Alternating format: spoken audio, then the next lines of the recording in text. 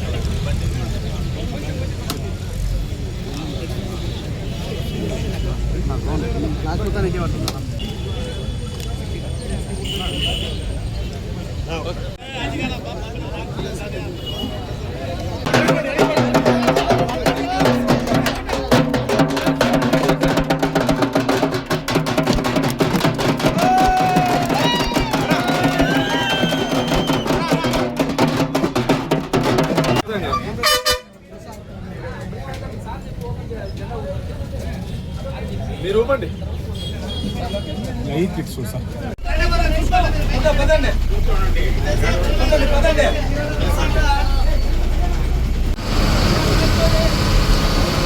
మాకు 20 బస్సులు కావాలా మంత్రి గారు, మాకు 20 బస్సులు కావాలా, మాకు 20 కావాలన్నా. ఆల్రెడీ రిజిస్టర్ ఇస్తాము.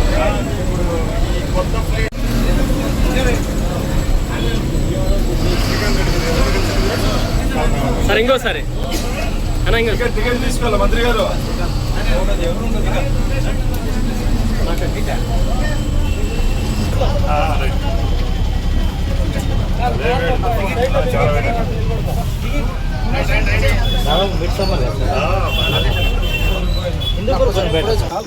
కాల్తాను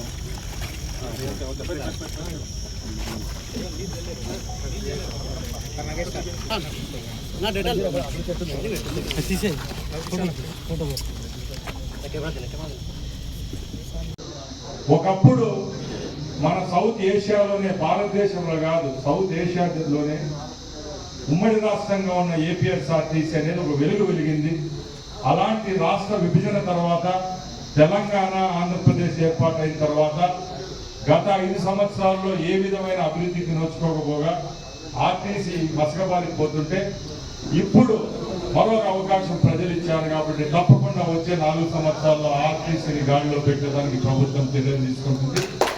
దానిలో భాగంగానే మన ప్రభుత్వం ఏర్పాటైన 9 నెలల్లోనే 1450 బస్సులు సుమారు రావాల్సి వస్తే ఇప్పటికే 1000 బస్సులు రోడ్లపై రావడం జరిగింది.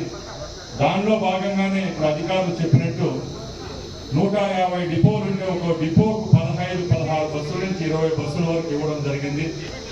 మన కొత్త జిల్లా ఏదైతే పుట్టపర్తి జిల్లాకే 150 బస్సులు కేటాయించారంటే ఒకసారి గమనించాలా.